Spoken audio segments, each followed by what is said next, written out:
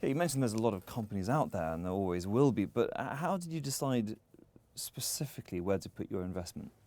Well, first of all, I like things that have an unfair advantage.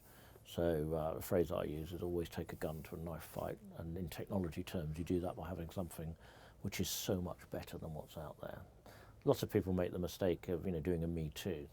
I've created a great new social media site, Well, no, I can't handle that one. Someone else has to do that one. So first of all, big advantage. And then the question, what areas? Well, actually, by the time there's some new concept in tech that everyone's talking about, it's too late.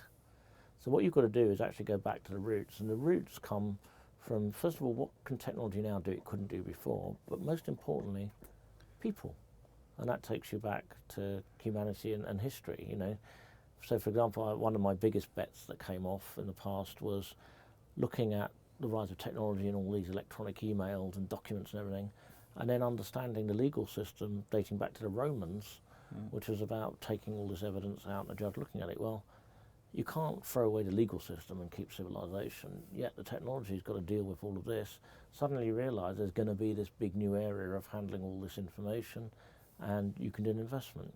So some of the areas I like at the moment, for example, the cyber security, because it's a great unsolved problem. People think about building a big wall around businesses to protect them, but every morning you allow everyone in anyway. So you've got to do it differently.